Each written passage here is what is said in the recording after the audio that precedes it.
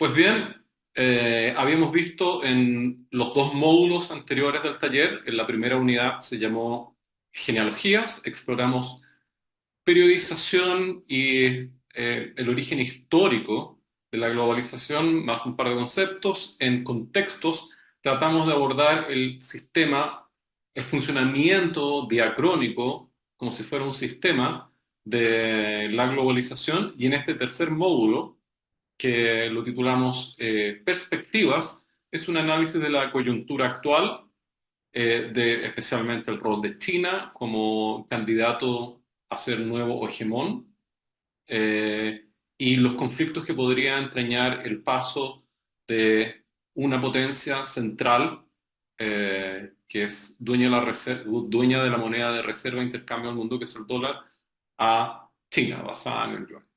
Empezamos. Vamos a hacer un pequeño resumen de conceptos anteriores para que la clase no parezca que sale del vacío y si las personas lo ven de manera autónoma este módulo puedan comprender algo. Primera definición, globalización. La globalización no es idéntica con con la extensión, podemos decir, espontánea de los mercados. Perfecto. Mercados regionales han existido siempre, mercados de eh, larga distancia en artículos de lujo, la ruta del ámbar, la ruta de la seda. En América Latina prehispánica estaba una ruta del Spondylus, que era una concha marina que llegaba desde el Ecuador hasta California. Siempre ha existido comercio, la globalización es peculiar. ¿Por qué? Porque entraña diferentes tipos de dispositivos políticos, es decir, Estado, violencia organizada para articular y dar seguridad a los intercambios comerciales nacionales e internacionales.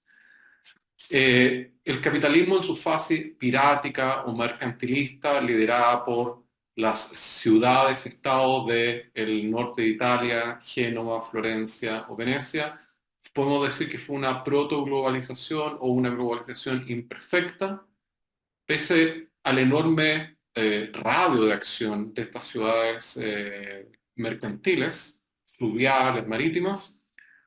No tenían peso territorial ni demográfico, no podían organizar ejércitos y al no tener un peso político fuerte, no podían eh, construir institucionalmente mercados. Confiaban en los mercados de las ciudades portuarias en torno al Mediterráneo.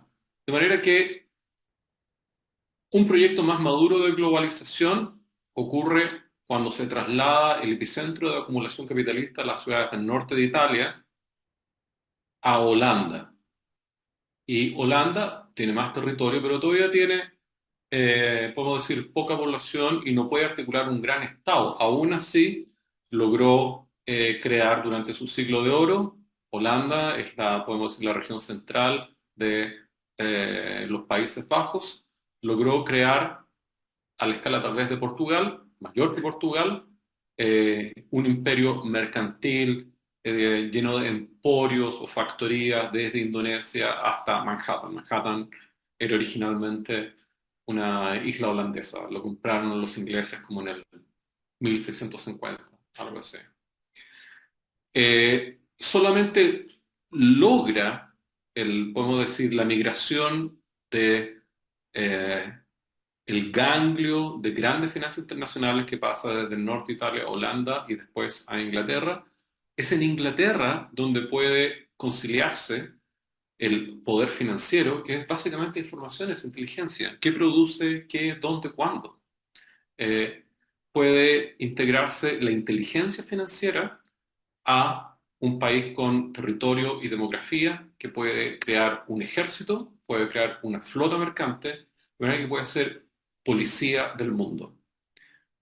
De nuevo, la globalización no es la extensión espontánea de los mercados ni de la lógica mercantil de manera natural, sino, podemos decir que programa, eh, es un programa capitalista, pero nucleado en torno a un Estado que tiene poder político, demográfico y territorial que puede hacer las veces de superpolicía. El expolio no necesariamente ocurre a través de los términos, lo que Argyri Emanuel en los años 60 llamaba el intercambio desigual. Después lo siguió la teoría de la dependencia, etcétera. No solamente por lo que Marx llamaba la acumulación primitiva, no solamente actúa por intercambio desigual, es vender chatarra cara por oro barato, etcétera, sino también, muy interesante, un tipo de mecanismo de expolio, de extracción, ocurre a través del circuito puramente financiero. Con un ejemplo lo va a hacer más interesante. En Argentina, en la época colonial, tenía una cantidad importante de circulante, igualmente México. De hecho, casi todo el dinero metálico del mundo, que era plata, venía de América. México fue el mayor productor de plata hasta el 1830, 1840, algo así. Una de las estrategias de Estados Unidos no era vender textiles o quincalla, tijeras, clavos, solamente por la ganancia puntual. Era un proyecto de largo plazo para quitar los metales circulantes, la plata. En esa época se llamaba eh, peso de A8, perfecto, que era literalmente un peso que será cuánto. Eh, eh, una fracción de onza, pero era un peso literalmente de plata. Era un botón grande de plata. Era retirar el metálico y una vez que los países sufrían una enorme escasez de metálico, vender, no la plata directamente, pero papel representativo de esa plata, es decir, adeudar. El origen de la deuda externa en toda América Latina surge del proceso de independencia y ocurrió por los préstamos para financiar los ejércitos de la independencia. Realmente es una especie de confabulación ideada entre jóvenes disidentes, podemos decir, de una baja élite colonial que fueron cooptados por Inglaterra, por el Servicio de Inteligencia, etcétera, de la época Foreign Office, eh, para crear la independencia. Pero no nos distraigamos. No solamente el comercio, es el acto puntual de vender una cosa por otra, es lo que procura enormes activos al centro de acumulación capitalista, sino el propio circuito financiero. Es a través de la venta de cosas, extraer dinero metálico y después prestar ese mismo dinero que se extrae. De manera que la lógica mercantilista, podemos llamar, fue vaciar a los países periféricos de metálico. Esto también pasó en la India. Y volver a prestar el dinero, pero ahora en forma puramente fiduciaria, como un papel promesa. ¿Ya? Entonces volvamos. Globalización no es la extensión espontánea de los mercados ni de la lógica mercantil natural, sino es un programa de acumulación capitalista organizado por personas reales, una élite mercantil con mucha inteligencia acumulada durante generaciones, familias, diásporas y el músculo político, el Estado, el ejército, que puede ser un policía internacional. Además de eso, se busca el señoriaje. Señoriaje, concepto, es la renta que viene de crear dinero. Si tengo el dinero metálico, al momento de prestar en papel, uno puede, se llama reserva fraccionaria, yo puedo prestar varias veces el lingote de oro, haciendo la cuenta de no todos mis eh, receptores del crédito van a pedir el oro de vuelta, de manera que yo puedo prestar más del que tengo. ¿Ya? Siempre la relación entre dinero metálico y promesas privadas o públicas, dinero privado, dinero público, sobre ese dinero metálico ha sido de 1 a 100. Ahora seguramente ni siquiera hay metal, ni siquiera hay metálico, es un sistema tautológico circular, el que el dinero está basado en su versión lenta, que es el bono del tesoro. Volviendo, la globalización es el proyecto de acumulación capitalista integrado por una élite financiera, mercantil, con una enorme experiencia en mercados internacionales, que donde surge el capitalismo es en el mercado de larga distancia, que puede aliarse con un poder político que tenga un ejército. Aún más que eso, es crear un banco central y, podemos decir, anclar la moneda nacional ya centralizada con una convertibilidad al oro, hacer la moneda nacional absolutamente prestigiosa y convertirlo en moneda reserva. La globalización puede ser equivalente o puede traducirse a un paradigma monetario dominante, ¿no? La Pax Británica fue el periodo de prestigio, respeto de la libra británica y por lo tanto Inglaterra podía imprimir más dinero del que tenía equivalente en oro.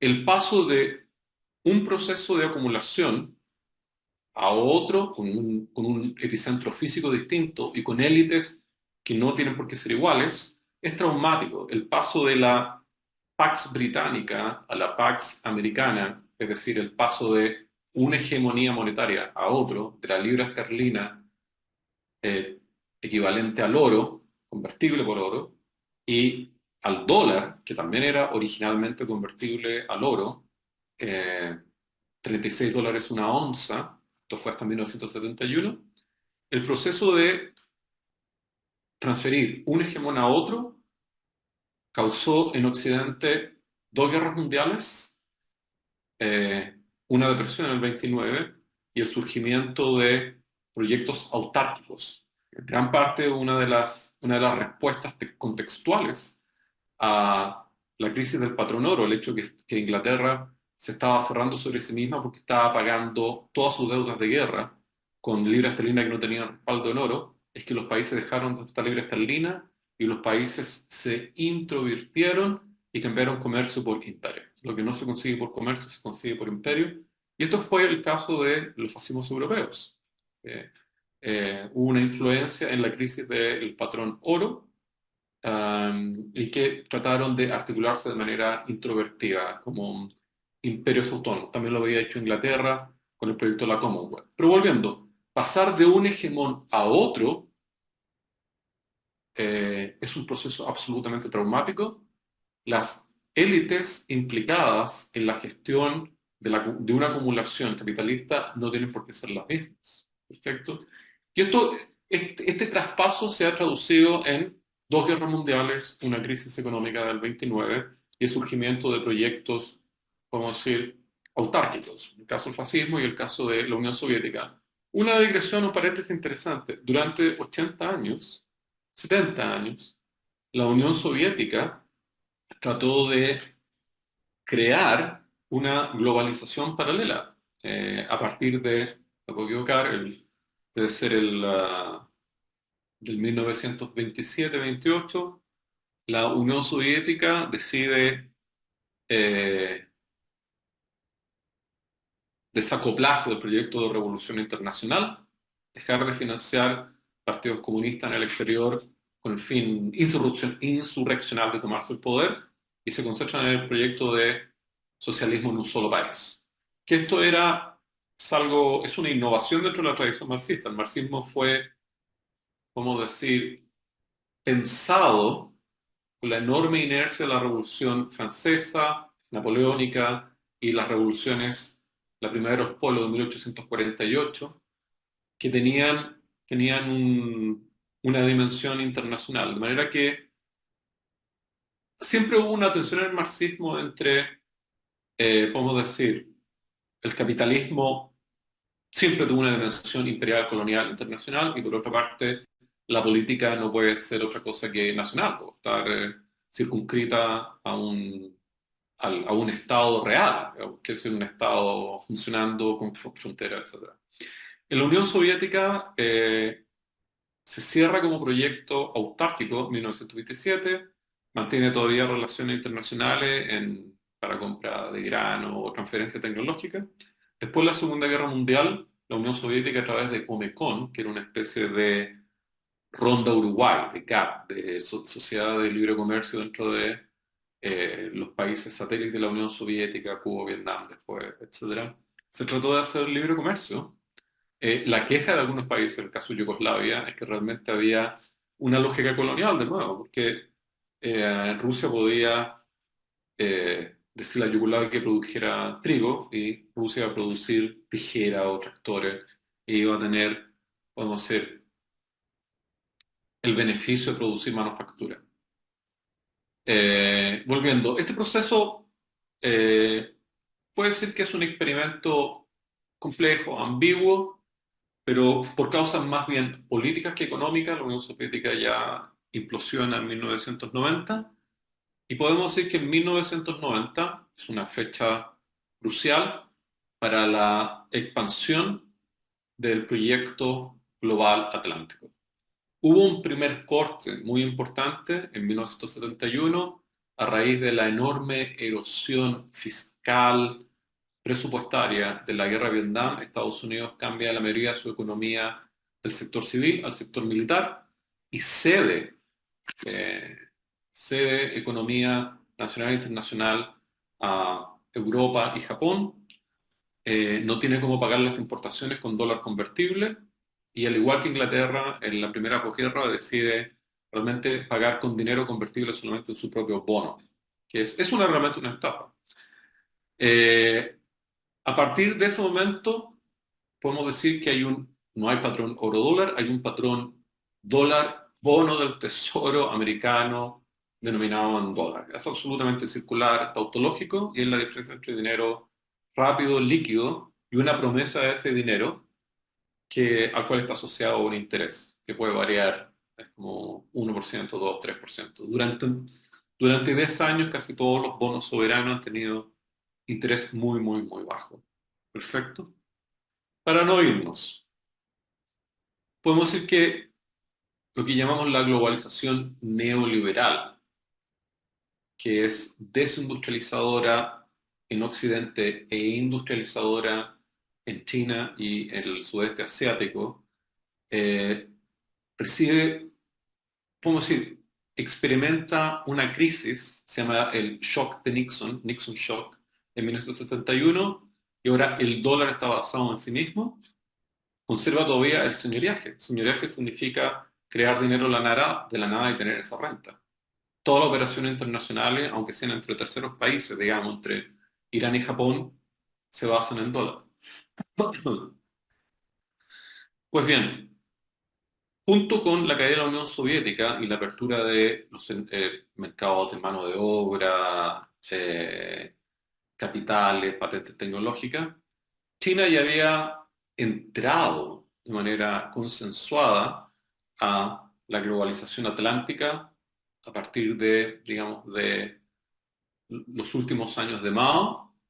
Ustedes saben que Mao tuvo un conflicto con la Unión Soviética y prefirió aliarse diplomáticamente con Occidente y a raíz de eso Occidente le planteó a Mao ocupar la mano de obra cautiva de China para transferir tecnología. Podemos decir que la Pax americana se puede dividir en dos grandes bloques. El bloque que podemos llamar de estabilidad imperial triunfal, que es de Bretton Woods, 1945, a el Chuck Nixon, 1971, y había convertibilidad dólar-oro. Como ustedes ven, globalización tiene un epicentro de acumulación. No se trata solamente de vender manufactura o tener las patentes tecnológicas, tener un poder de mercado, sino tener señoriaje, hegemonía monetaria. Es la renta de una moneda que se crea de la nada basada en su solo prestigio. A raíz después de 1971, el dólar está sin anclaje físico, metálico, y ha experimentado una enorme explosión de emisión. Es como debe ser, si esto fuera un gráfico, eh, se habrá emitido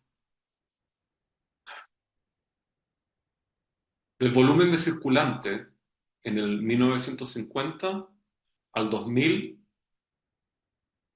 un 90% debe ser impreso en los últimos 10, 20 años. Es como después del shock de Nixon, hubo una enorme locura de confeti y Estados Unidos eh, estafó su propia moneda. Todavía tenía la inercia de ser eh, un dinero prestigioso. Para que sea prestigioso, por cierto, tiene que haber ciertos acuerdos que son puramente diplomáticos políticos, que escapan a la racionalidad económica. Uno de esos acuerdos es que los países árabes, que son realmente protectorados anglosajones, Arabia Saudita, los estados del Golfo, por razones puramente diplomáticas, funcionan como protectorados se les garantizó la independencia económica de sus propias petroleras. Está, qué sé yo, British Petroleum, o Shell, o Rockefeller.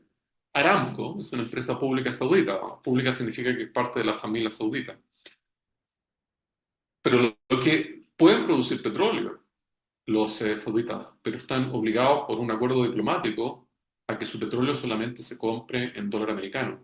De manera que el petróleo y sus derivados, que es plásticos, eh, polímeros, todos los farmacéuticos son polímeros derivados de petróleo, y fertilizantes, que es todo producto agrícola, y energía, es un único commodity, que es petróleo. Y el petróleo está enchufado al dólar de manera absolutamente política, extracomercial. Eh, es un acuerdo, podemos decir, proconsular. En Roma clásica había provincias que eran del Senado, estaban administradas por el Senado, y otras provincias que eran solamente del imperio y se administraban como un fondo. El caso de Arabia Saudita es más o menos ese. Para que China, estamos haciendo una digresión, para que China pueda aspirar a hacer un nuevo centro de acumulación capitalista, necesita establecer su moneda como moneda hegemónica, sea una moneda lo suficientemente respetable para hacer de moneda de reserva e intercambio entre terceros países. Uno de esos expedientes es hacer que su producción sea tan interesante de comprar que todos quieran yuanes para comprar esa mercancía. Un expediente más fácil, la mercancía china puede tener competidores. Un motor chino puede tener un equivalente de un motor americano o taiwanés o checoslovaco, lo que sea. Pero el dólar, el petróleo es más difícil. Hasta hace muy poco, Arabia Saudita, que está en un proceso de, ¿cómo decir?, de desprenderse, desanclarse de la hegemonía atlántica, está denominando algunos de sus futuros. Son contratos de compra futuros, se llaman futuros. De su petróleo lo está denominando en yuanes en vez de dólares. Es muy interesante porque genera un tirón adquisitivo, una demanda por el yuan y lo hace más prestigioso. Yo necesito yuanes, no necesariamente para comprar algún producto chino, sino para comprar petróleo saudita.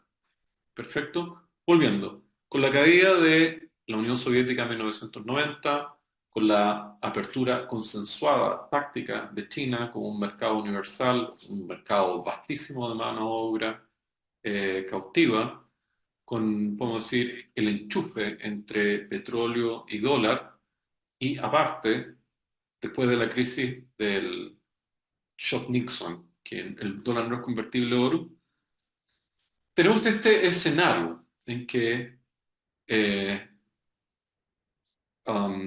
el centro atlántico de acumulación capitalista tiene una base manufacturera mínima, tiene muchas patentes tecnológicas, eh, pero tiene una enorme inteligencia financiera.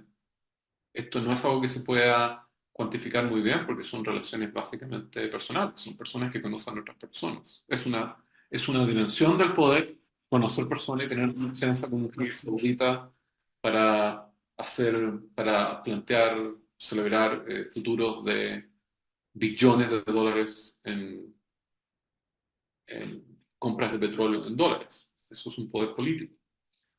Pero volviendo, todos estos rasgos, cortes, movimientos, podemos llamar tectónicos, han hecho que esta etapa de la globalización que todavía tiene su centro en el Atlántico, que la podemos llamar neoliberal o de dinero puramente fiduciario, muy inestable, que el proceso de extracción de renta a través de la moneda, es decir, señoriaje, no tiene ningún límite físico, no hay metálico de referencia. Esta es una expansión inconmensurable. En parte, la inflación que estamos viviendo ahora se debe a la imprenta de dólares, que es un fenómeno global la inflación, y que posiblemente el COVID haya sido programado como una medida de urgencia deflacionaria. La gente que está en sus casas y no puede salir a comprar, no puja contra las cosas del mercado, no las puede hacer caras. Una vez que terminó el COVID, la gente fue al mercado y las cosas empezaron a subir. Volviendo, podemos decir este paradigma, este cambio tectónico de la Pax americana, basada en convertibilidad del dólar oro, y aparte, en el modelo keynesiano, las economías metropolitanas las economías metropolitanas tenían un acuerdo de clase, había colaboración de clase entre la aristocracia del trabajo y las élites patronales en el marco de industria, manufactura, patentes tecnológicas, etcétera, y hubo crecimiento tanto de la renta como de los salarios, de la renta capitalista como de los salarios. Esto empieza a, ¿cómo decir?, entrar en crisis y estresarse cuando la renta capitalista puja contra los salarios. En una economía de posguerra en que la mitad de las cosas están devastadas y que reconstruir toda Europa, fue una ventana, fue un milagro, fue una ventana de oportunidad que pudieran crecer simultáneamente la renta del capital y el salario. Como en una economía capitalista cerrada no es así. Una economía madura es renta capitalista o salario. Lo que gano yo lo pierde el otro. Perfecto. En el primer modelo de Pax Americana, junto con la convertibilidad dólar-oro, existía la comunicación de bancos centrales, todavía existe eso, es una fórmula heredada de Bretton Woods. Bretton Woods fue eso precisamente, fue un cónclave de banqueros centrales y la creación de bancos centrales autónomos en cada país, que si tenían más dólares o menos dólares o tenían más moneda de otro país, podían hacer grandes cambios, desplazar dinero para equilibrar, para que no hubiera inflación en un país y en otro. Durante la época de crisis de la libra esterlina hubo una serie de devaluaciones competitivas, los países abarataban su moneda para hacer más competitivas sus exportaciones. De manera que el primer periodo de la Pax Americana, que en Francia se llama los 30 años gloriosos, de Trente Glorieux, eh, hay que decir que ha sido el mayor proceso de crecimiento de la humanidad, en todos los ámbitos, desde Producto Interno Bruto como demográfico. Y esto incluso abraza el campo socialista, soviético. De 1945 a 1975, si lo cerramos en 30 años, fue un periodo de alto crecimiento, de 4 o 5% de crecimiento anual. Si hay un PIB del mundo, el PIB creció desde 1945 a 1975 a 4 o 5%.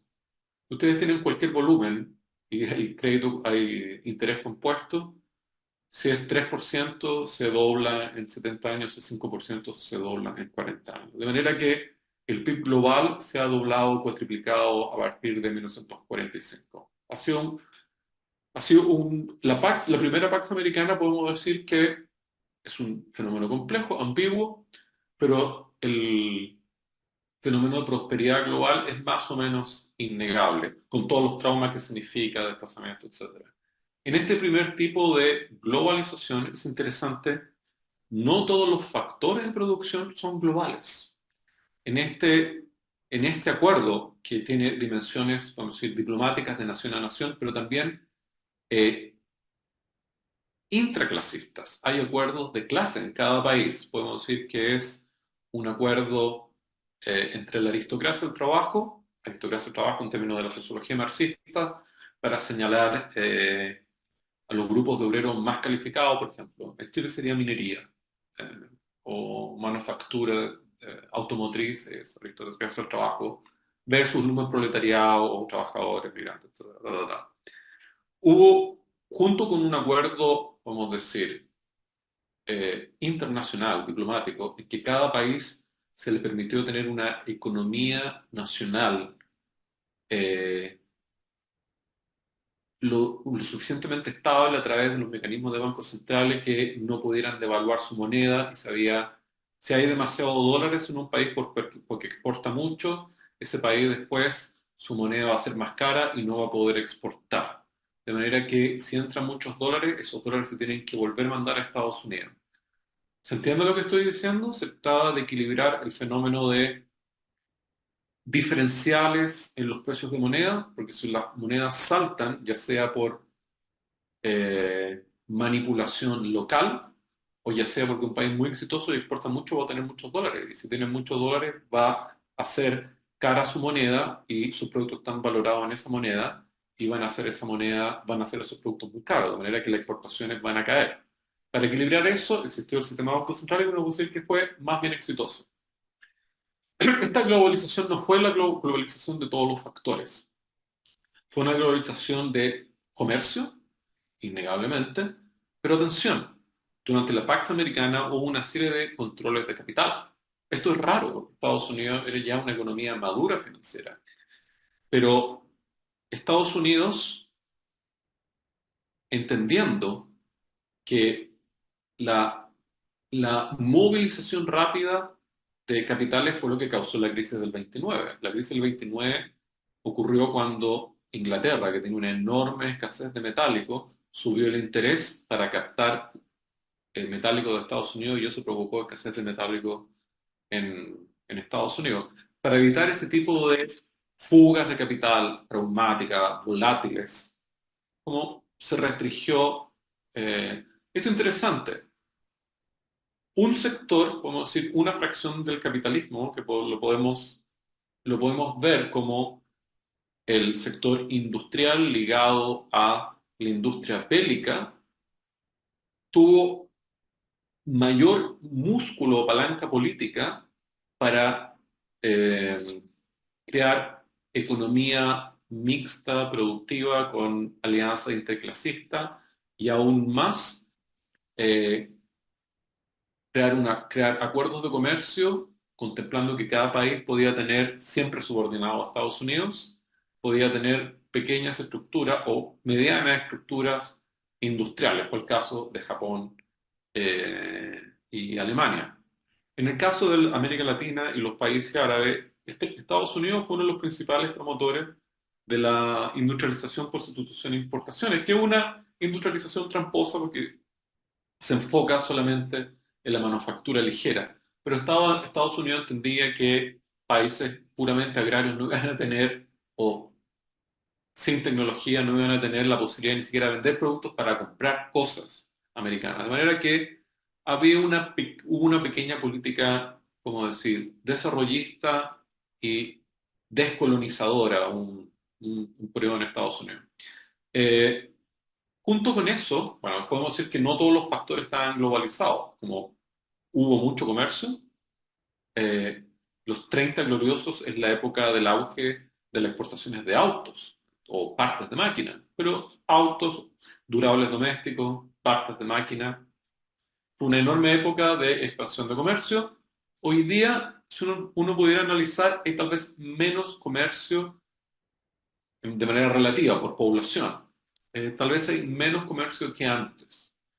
A diferencia de la primera etapa de la globalización americana, que podemos decir que todos estos rasgos desarrollistas o descoloniales o de pacto social, keynesianos, de economía mixta, de colaboración de clases, también estaban supeditados a la amenaza soviética. Se hizo la reforma para evitar la revolución, ¿ya? No era en absoluto, fue algo filantrópico. Tan pronto como cae la Unión Soviética, se desmontan los estados de bienestar en todas partes del mundo. De hecho, lo pueden examinar en un mapa. Los países, estando más cerca de la Unión Soviética, tienen sistemas de bienestar más avanzados. Y según cómo se alejen de la Unión Soviética, sus sistemas de bienestar eran más precarios, como Finlandia y Austria, que están al lado de la Unión Soviética, es como tenían sistemas, Escandinavia y Austria, tenían sistemas de seguridad social muy avanzados, Suiza menos, Alemania menos, Francia no tanto, Inglaterra mucho menos, Estados Unidos ninguno. Perfecto, pero volviendo. Eh, si uno hace la comparación entre el periodo, podemos decir, keynesiano de la primera globalización, de alianza de clase, de desarrollismo mitigado, de controles de, controles de capitales, de pacto entre los bancos centrales para evitar inflación en un país o manipulación monetaria de un país contra otro país, si uno lo compara con este otro tipo de globalización, vemos cambios interesantes. Eh, esta es una globalización en que la segunda globalización que podemos llamar neoliberal está dominado por la alta movilidad de los capitales. Como los capitales pueden, es un botón, ¿correcto? Y los capitales de un especulador pasan por un botón de Hong Kong a Londres o de Londres a Estados Unidos, de Estados Unidos a Suiza. Perfecto. Son inimaginables. Es como la libertad de capital. Eh, por otra parte, eh, otro factor que estuvo más bien controlado durante el periodo keynesiano o de economía mixta o desarrollista de la globalización atlántica, de la Pax Americana, no hubo mucha inmigración. El movimiento migratorio fue moderado. Durante la globalización victoriana, Inglaterra, el América se llenó, hubo 30, 50 millones de migrantes de Europa a las Américas y Oceanía. Ese movimiento de personas es como se hizo con la tecnología del vapor. Como, eh, durante la Pax Americana hay un proceso de estabilización demográfica. Nuevas pautas de consumo, se consolida, vamos a decir, la sociabilidad de clase media en torno a papá, mamá, niño, niña. Eh, Hay pautas de consumo, demografía, natalidad que podemos llamar eh, típicamente modernas. No se tienen 10 hijos y se mueren 9. Perfecto. Se tiene uno o dos, hay una enorme inversión parental. Esto fue el modelo de la edad de oro de la primera globalización americana. En el segundo es mucho más distinto y hay una enorme movilidad de capitales y personas. En la primera hubo movilidad de mercancías. Esto es interesante. La, no hay mayor, en la globalización neoliberal, no hay mayor movimiento de mercancías que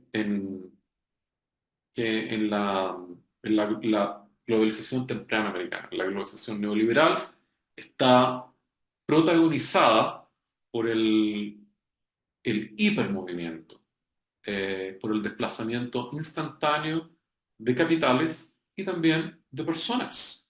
Como ahora no hay vapor, un barco vapor demoraba 2, 3 meses de cada Europa, etcétera. Y era un trauma, un sacrificio. Las personas tenían que ser supervivientes de guerra para emigrar. La emigración por avión es increíblemente sencilla, no significa nada. De manera que eh, podemos adelantar que este tipo de inmigración es que la segunda etapa de la globalización americana la podemos calificar como descendente, eh, deficitaria en producción. Es improductiva realmente, no se produce mucho. Y que está protagonizada por movimientos de capitales, especulación, reciclaje eterno de una renta financiera en otra renta financiera. Es como, eh, a diferencia podemos decir, el paisaje keynesiano de alianza de clase y de acuerdos internacionales, con un comercio subordinado, pero se admitía que Chile podía tener una fábrica de sartenes, ¿correcto? Eh, los factores que se mueven en la globalización neoliberal es ah, muchas personas, más que antes, y los capitales. El comercio no es tanto. Eh, en ciertos sectores, el proteccionismo puede ser mucho más alto que durante podemos decir, la globalización keynesiana. Habría un caso a caso, ¿ya? Ahora bien, junto con el shock Nixon, que es el desanclaje del dólar con el oro, la integración del mercado cautivo chino a las industrias occidentales, el enchufe del dólar al petróleo y la caída de la Unión Soviética, la predominancia progresiva predominancia de los movimientos de factores personas y capitales versus mercancía o tecnología. La tecnología se mueve muy poco. Lo que se llama inversión directa o en verde, que es cuando una empresa se mueve hace una fábrica en otra parte, es casi nula. Es como, excepto China, como en ninguna parte se mueven industrias metropolitanas para crear satélites manufactureros en terceros países, excepto China, que China se convirtió en el taller del mundo. Ahora, ¿cuáles son las perspectivas para la emergencia de una Pax cínica? Cínica con S, China. Perfecto. Eh, China tiene, podemos decir, enormes ventajas en el sentido que no es una democracia burguesa, hay una élite revolucionaria que cada vez más la podemos calificar en términos beberianos como una élite tradicional. Las personas que ejercen el poder es porque lo heredaron realmente. En el Partido Comunista Chino todos son hijos de, sobrinos de.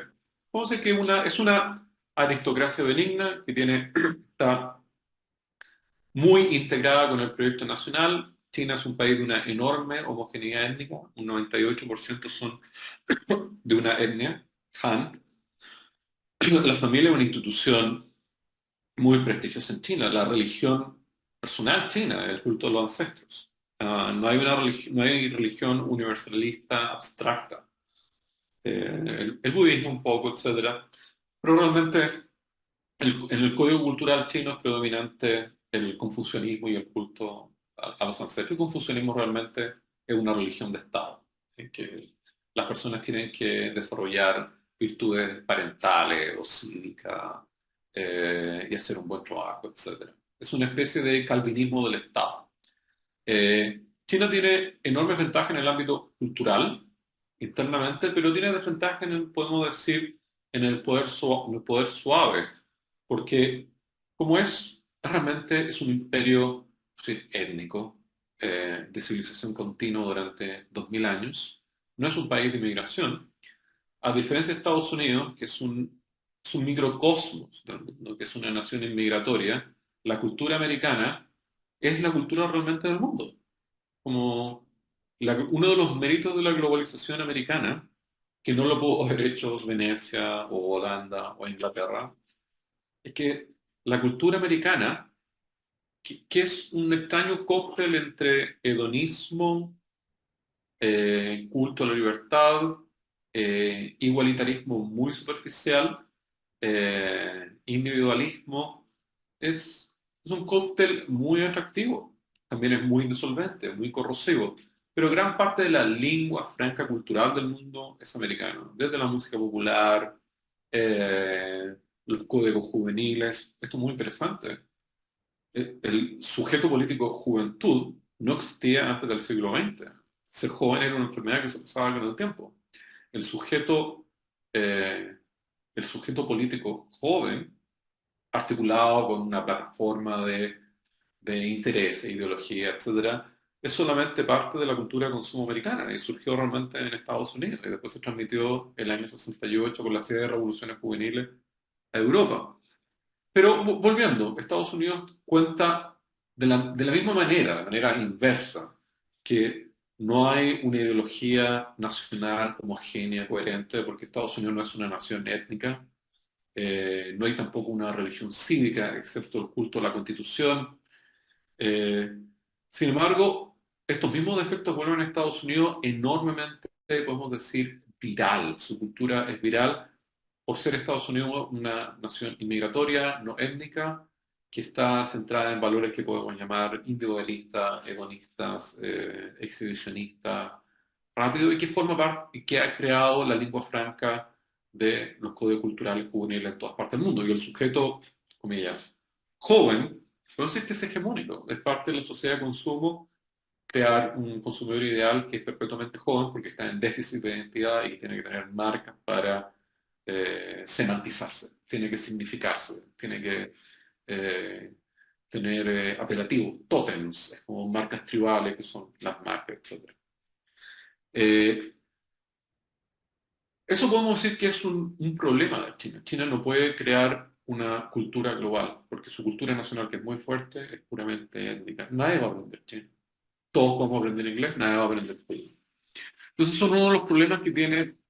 Después de todo, el poder no es violencia directa. El poder real es persuasión. Y el último resorte es violencia, pero es persuasión. Y en términos de prestigio, eh, cultura, comillas, global, China está perdida. Muy difícil que China pueda crear códigos culturales globales. Si es realmente eh, una monarquía autárquica de 4.000 años. Y aprender chino se hace de los 4 años a los 7 años y nadie puede aprenderlo de viejo. Eh, en términos de, eh, ¿cómo decir?, monetario, de hegemonía monetaria, que es muy importante, la gran palanca de China, China es un país que no tiene recursos energéticos. Tal vez un poco en el mar de la China, pero está en disputas territoriales. De la canasta de importación de petróleo tal vez será el 30% Irán, 30% Arabia Saudita y lo demás será Indonesia, algo así. Es un país que depende del petróleo. El, para hacer de su moneda una moneda lo suficientemente respetable, de veras, las alternativas son más o menos dos. Es como reenchufar su moneda nacional a una convertibilidad en metálico y respetar esa convertibilidad. De ahí que Rusia, China sean los países con mayor acumulación de oro. Seguramente Estados Unidos es el que tiene más oro, pero quienes han comprado más oro últimamente es China y Rusia. El oro casi no tiene ningún empleo industrial, excepto que sea circuitaje de algún satélite, un micrófono caro. Pero el oro es básicamente va a ser lingotes para tenerlo guardado. Eh, Su moneda puede volverse, comillas, señoriaje, es decir, la renta que se extrae por la creación de la nada de un dinero prestigioso asociado a metálico, la otra alternativa, que es la índole diplomática, política, de persona a persona, es enchufar su moneda a los contratos de petróleo. Eh, pero eso no podría ser, es como, podría ocurrir en parte, pero ¿por qué Arabia Saudita, que no tiene que no cuenta con el músculo político de China, podría garantizar todas sus compras de petróleo en yuan? Como Arabia Saudita hizo ese arreglo porque Arabia Saudita no existía hasta la Primera Guerra Mundial, en que el Imperio Otomano se disuelve y los reyesuelos tribales árabes son convertidos en reyes por la diplomacia inglesa, que crea con una regla 30 centímetros y un mapa empieza a crear, que esto se llamó el Tratado Sykes-Picot entre Inglaterra y Francia, empieza a crear países de la nada y convierte a sheikhs, son curanderos tribales de caravanas de camellos, los convierten en reyes. En todas partes, todos los países árabes no tienen más de 80 años, fueron creados por la disolución del Imperio Otomano que llegaba desde Argelia hasta Afganistán, en el norte. Eh, Arabia Saudita admite que su petróleo esté denominado en dólares y por lo tanto esto crea un enorme tirón de demanda y prestigio para el dólar, porque el petróleo es un insumo inelástico, no se puede cambiar por nada. Si yo tengo la fábrica que trabaja con petróleo, yo no lo puedo cambiar a plutonio, ridículo. Y si los sauditas solamente piden petróleo, terceros países necesitan vender algo a Estados Unidos o pedir prestado algo en Estados Unidos para tener dólares para comprar petróleo. Y el petróleo no se puede cambiar. Recuerden ustedes que el petróleo fue intencionalmente creado como la energía del mundo por una decisión del almirantazgo británico de cambiar toda su flota militar, que era la más grande del mundo, de carbón a petróleo. Y eso fue la primera, como se en el fútbol, el puntapié inicial para que surgiera la hegemonía del petróleo. Como por imitación, todas las marinas militares del mundo empezaron a comprar petróleo y luego los mercados, que hasta esa época era carbón y vapor. Volviendo, si los estados árabes son una creación atlántica y tienen el músculo militar de Occidente, de Estados Unidos, es obvio que admiten que su petróleo esté denominado en dólares. De hecho, el arreglo fue, les concedemos a ustedes la gestión y la propiedad de Aramco en Arabia Saudita o de tal petrolera en los países del Golfo, a condición de que denominen los contratos de petróleo en dólares y que el excedente, esto es puro desierto, ustedes no pueden invertir en el desierto porque van a causar inflación, lo reciclen de nuevo en Estados Unidos. El famoso petrodólar. ¿Por qué Arabia Saudita y los países del Golfo, que tienen un estatus monopólico en petróleo, producen alrededor del 50% de petróleo del mundo, por qué van a admitir denominar de manera exclusiva? Si no, no hay gracia, no hay resultado.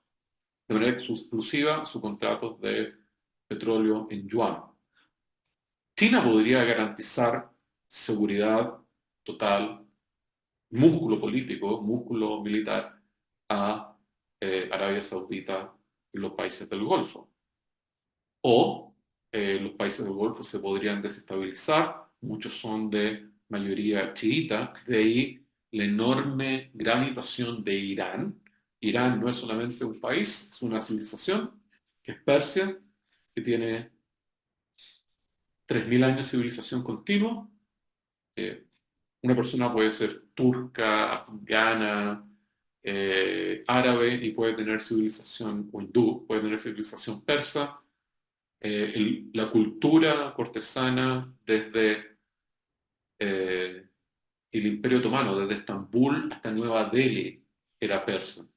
Como es una civilización, y aparte de eso es una religión. Chiita, los chiitas es un tercio del Islam, y la mitad de todos los países islámicos son chiitas. Irak, en la mayoría es chiita. Yemen, los hutis, que ahora resisten la agresión atlántica y defienden a Palestina, son chiitas. Es como los países del Golfo podrían ser desestabilizados por su minoría, no es una minoría, realmente, es una mayoría, por su población chiita y podrían eventualmente alinearse con Irán. Perfecto. Eso podría ser interesante para este emergente bloque eurasiático que tiene en su corazón fabril en manufacturero en China.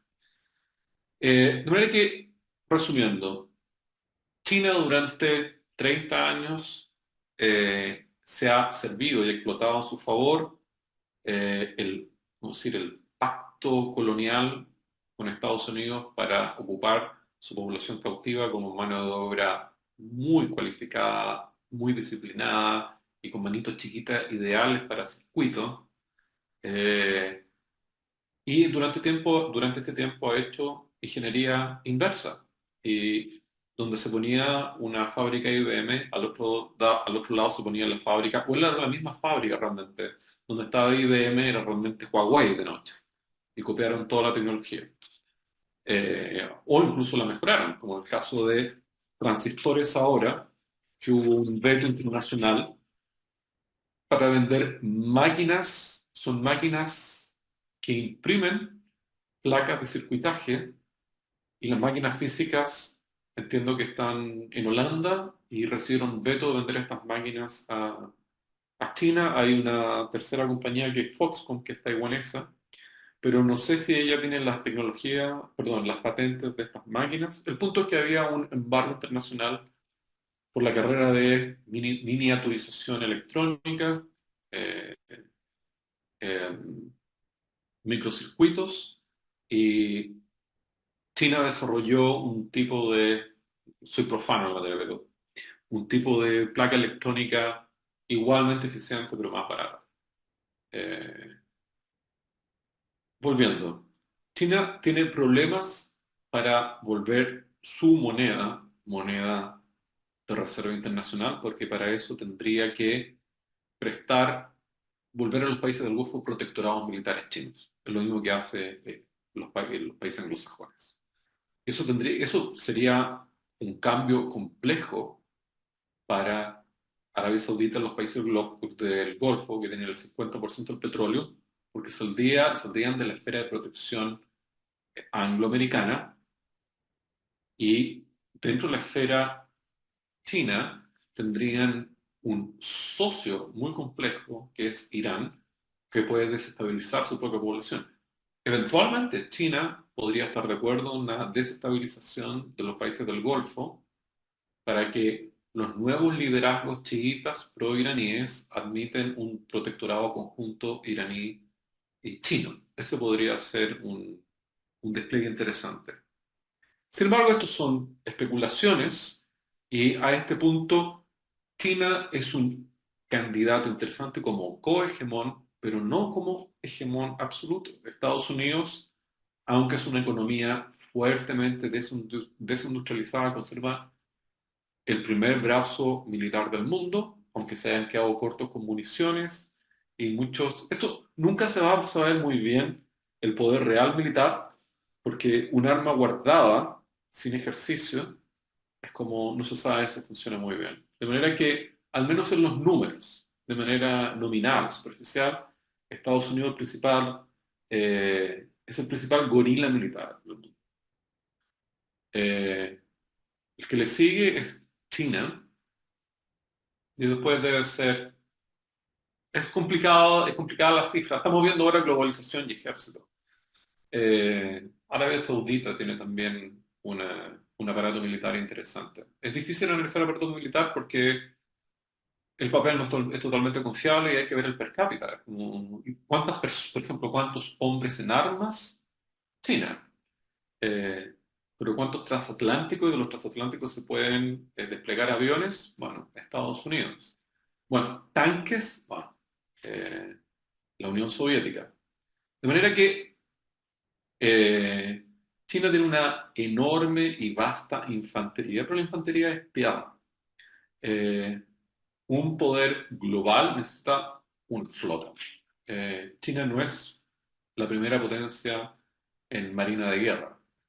Recuerden ustedes que la Primera Guerra Mundial surgió por la puja entre las flotas, la carrera armamentista naval entre Alemania e Inglaterra.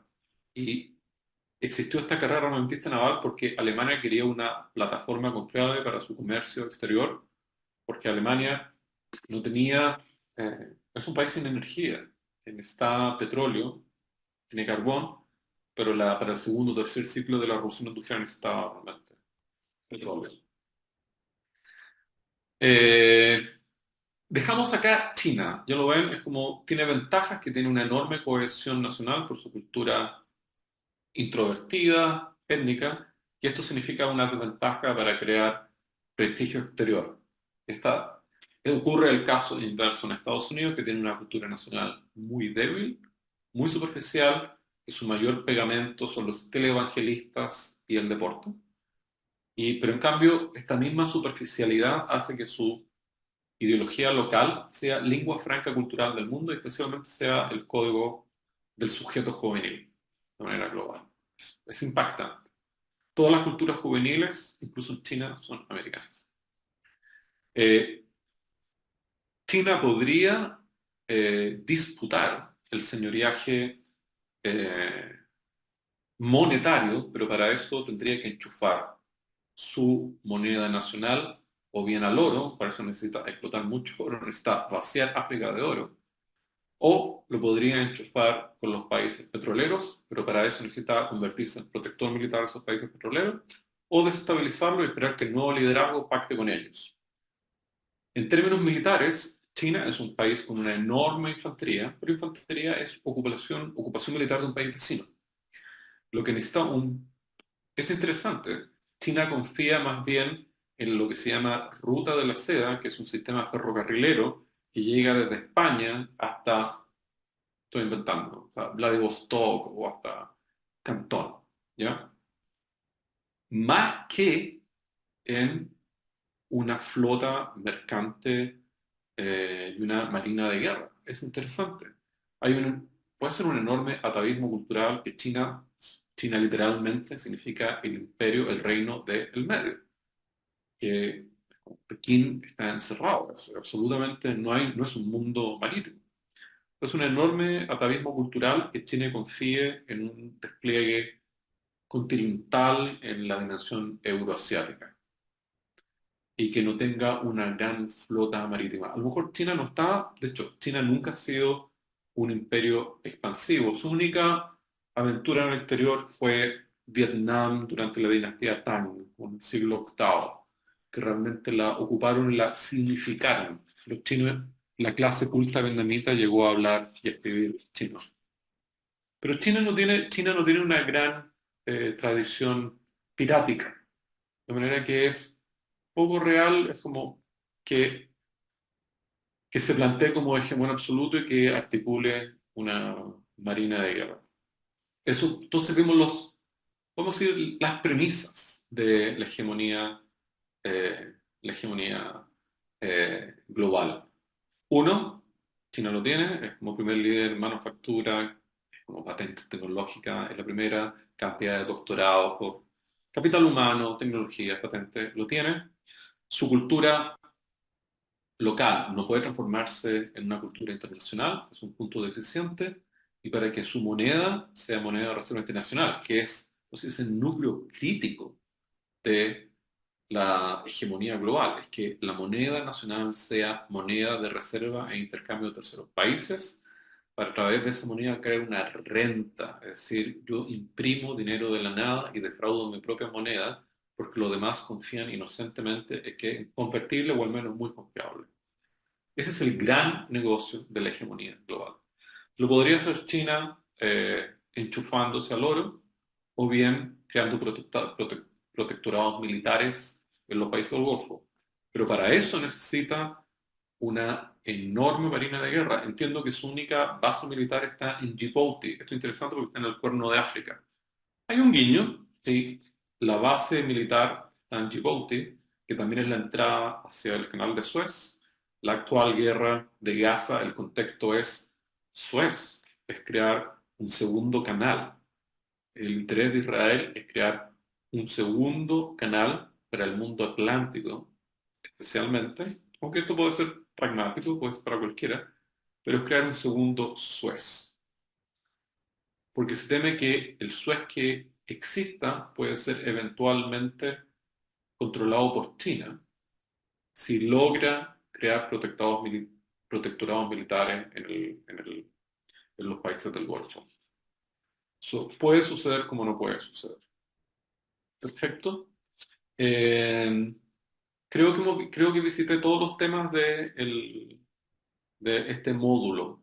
Quisiera saber si hay alguna pregunta. Iba a abordar otro tema que son las cadenas de valor global. Quisiera saber si hay alguna pregunta. Eh, Disculpa, Cristian, hay bien, una pregunta. bien. Respecto a la política internacional, más que identificar estados imperiales en un mundo globalizado,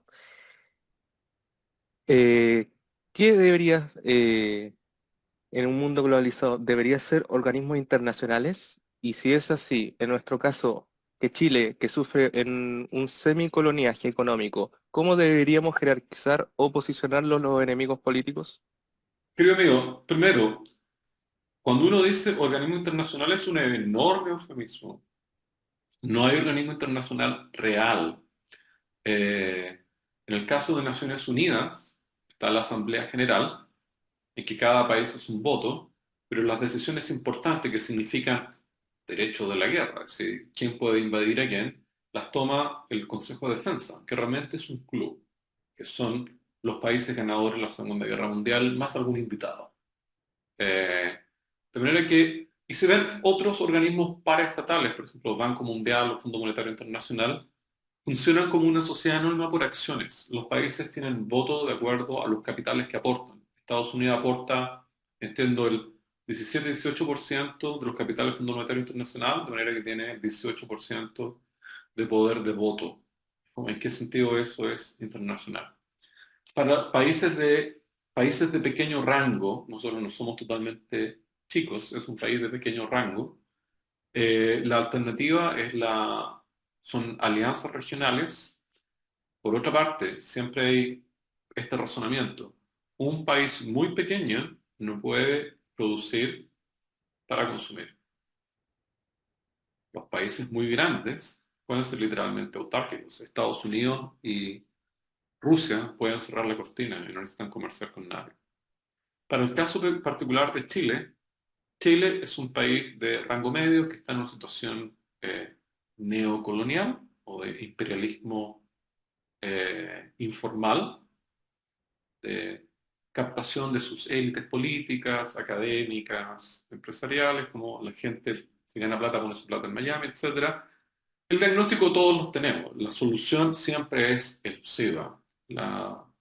Como la solución es realmente reapropiarse la renta minera y con la renta minera crear una pequeña plataforma manufacturera. No podemos ser satélites seguramente, pero podemos refinar primero. Como si uno refina el cobre, va a tener una serie de subproductos. El cobre siempre está asociado a plata o molibdeno. El único paso realista que podemos dar es renegociar nuestra situación colonial, capturar la renta minera, reconducir la renta minera hacia manufacturas muy específicas que tienen que ver con el sector minero, como es la profundización del sector minero. Eso es lo único que podemos hacer en términos eh, en la División Internacional del Trabajo. Esto no es tan pesimista como uno puede ver, porque realmente nuestro primer socio comercial es China, pero nuestro primer eh, patrono político es Estados Unidos. Acá hay un desfase. Como nosotros comerciamos gran parte con China, pero China no tiene poder político sobre China, pues sobre Chile. Y Estados Unidos es el tercer, cuarto, quinto, tercer socioeconómico de Chile o cuarto socioeconómico de Chile, y básicamente son servicios financieros, AFP, Zona Americana, qué sé yo, Prudential, Principal, etcétera. Pero eso es como realmente, son estructuras de extracción parasitaria.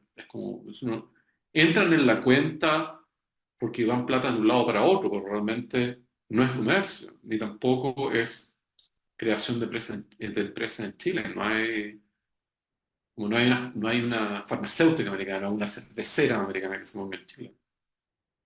De manera que nosotros estamos en un buen momento, que hay una, ¿cómo decir?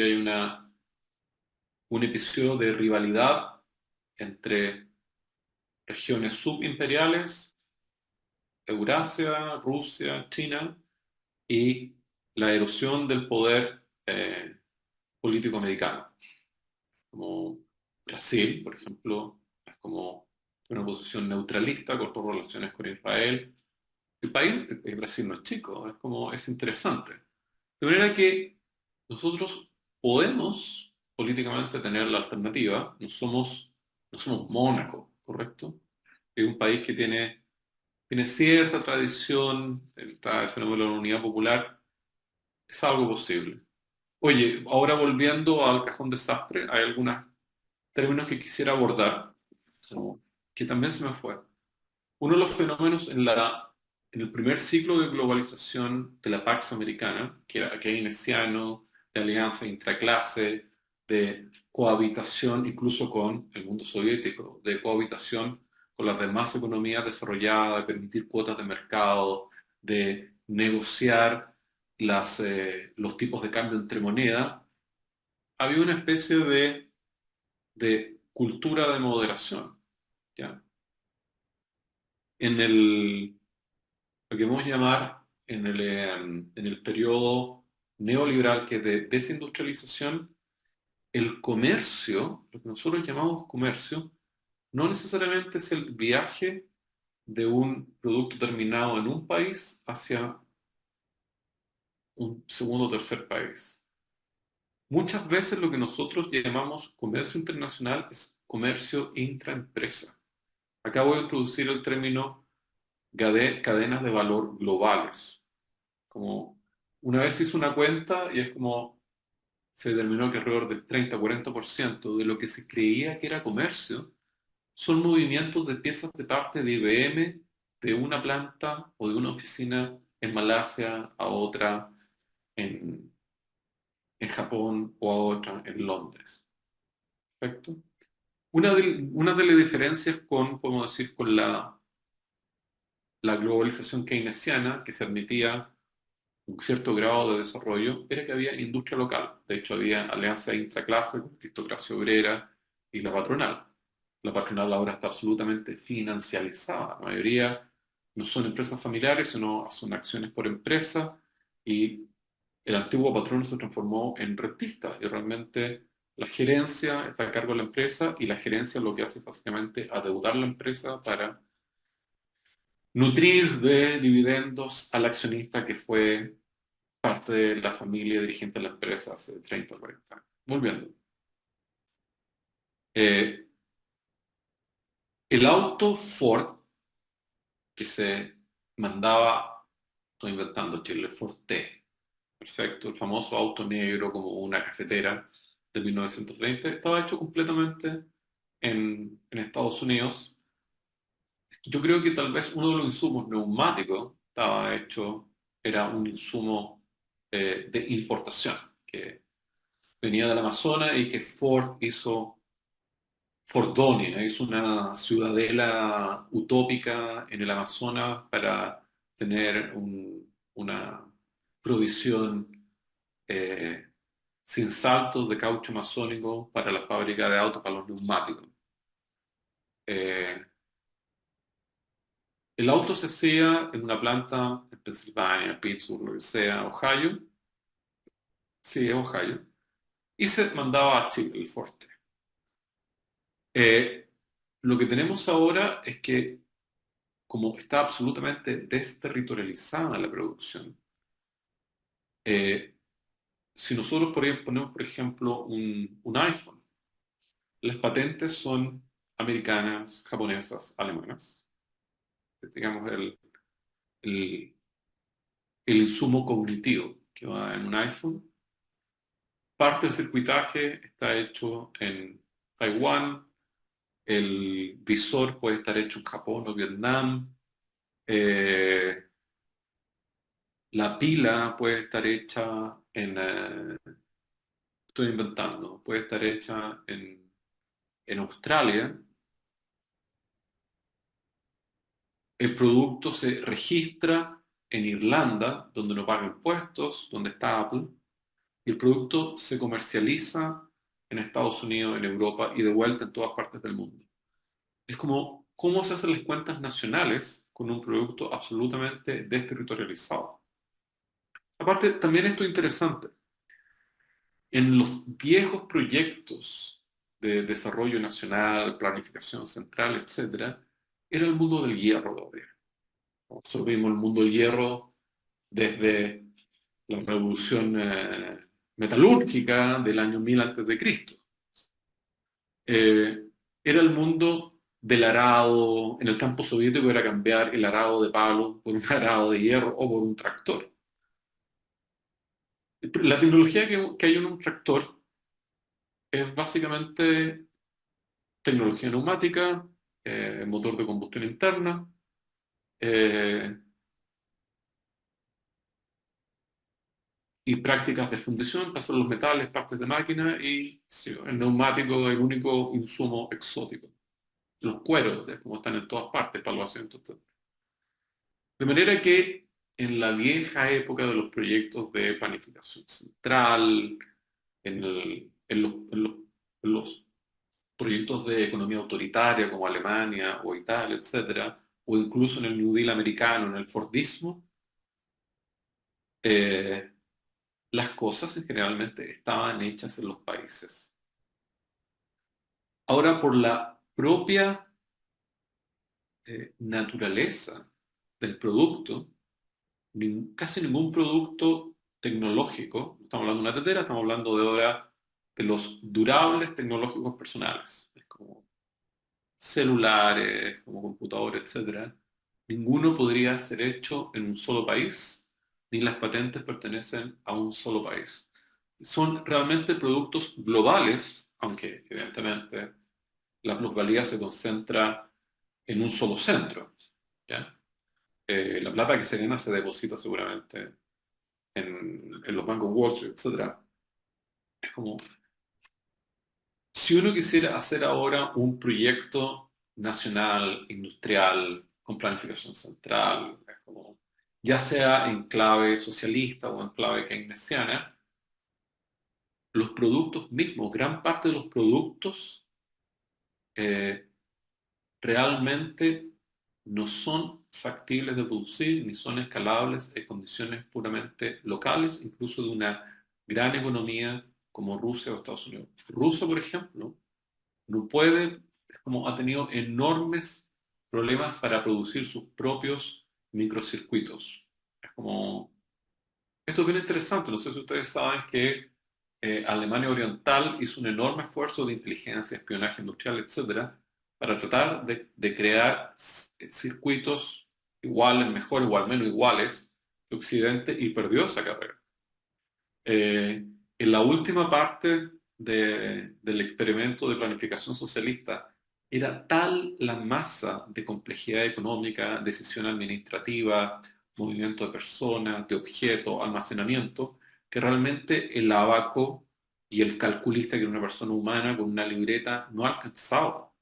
Eran enormes problemas de cálculo. Es como cuánto cabe en este tren para mandarlo a otras partes y la fruta cuánto se pudre.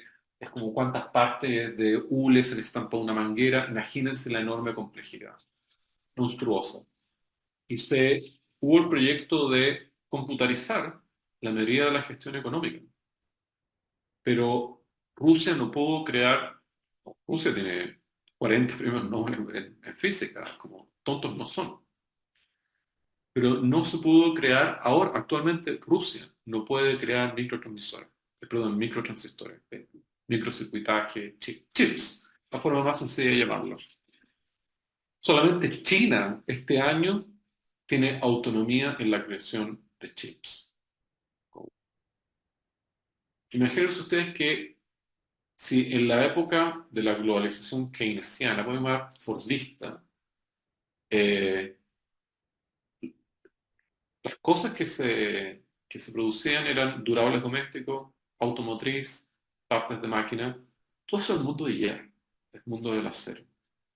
Como, lamentablemente en Chile, en América Latina realmente, hay muy pocos yacimientos de hierro, ha sido una fatalidad, tenemos más plata y oro que hierro, es una fatalidad. Pero el mundo de la industrialización seguía la enorme inercia de las revoluciones neolíticas, perdón, la revolución metalúrgica del año 1000 antes de Cristo. Desde el mundo de Homero. Bueno, el mundo de Homero es bronce, ¿no? Pero a partir de 1950, 1960, el, el ítem con mayor margen de ganancia son durables electrónicos personales. Podemos decir, y eso va desde el satélite hasta el celular, incluso los autos. La mayoría de los autos ahora están computarizados. Y eso no se puede producir a escala nacional. Es un fenómeno emergente que dificulta la perspectiva de proyectos de desarrollo nacional, incluso para países de mediana o incluso de gran escala. Es una enorme complejidad. Eh, este fenómeno de alguna manera eh, dificulta o es como entorpece la perspectiva de proyectos de desarrollo nacional. Porque imagínense esto, Internet, es como, ¿de a quién pertenece Internet? O, es como, Internet no está en el aire, Internet son una serie de cableados submarinos, como un cable, es como puede ser de un metro de diámetro, es como, son enormes, es como, supongo que fueron las antiguas conexiones telefónicas de la ITT, o seguramente son, es cableado que puso el complejo industrial americano, pero estos son cableados enormes, enormes. Y las granjas de acumulación de datos, o sea, esto que se ve acá es porque realmente hay una granja de acumulación de datos, una granja de cerebros electrónicos que están seguramente en Alaska porque es más barata la refrigeración. Y esto está ocurriendo porque hay alguien que está perdiendo plata y está subsidiando Internet. E Internet realmente está subsidiada por el complejo militar americano y está hecho para crear tráfico de información, para crear modelos de consumo para Estados Unidos, ya una economía que está en su etapa monopolista senil. es crear inteligencia para articular, para planear eh, su producción o por los peajes, como cobrar qué patente. Estados Unidos no necesita ya producir nada porque tiene la patente. Es como si uno compra un tomate o una palta, tienen una patente. Y si un exportador chileno manda paltas para China, tiene que pagar una patente, porque realmente la palta Hass es una patente de California, porque el producto fue hecho, el cultivar, que se llama. De manera que Estados Unidos, aunque realmente no produce, tiene patentes tecnológicas de todo. Eh, y eso significa que Estados Unidos, para vigilar el pago de sus patentes, no necesita producir cosas, necesita producir armas que vigilen cosas. De ahí que Estados Unidos se ha especializado en la dimensión financiera y militar. Ahora, volviendo, cadenas de valor. Eh, Parece ser que incluso China no puede, es como, parece que entramos a un mundo en que los proyectos de desarrollo nacional tienen que ser increíblemente matizados, selectivos, caso a caso, porque el mundo del hierro terminó, el mundo del tractor, del forte, de la cacerola. Es como, eso se podía hacer en cada país. El mundo en que el tractor tiene un chip y el tractor puede ser controlado a remoto y si ese chip no funciona, si no está el chip, es como no hay tractor. Y ese chip, o bien la máquina es americana, o bien la patente muy a menudo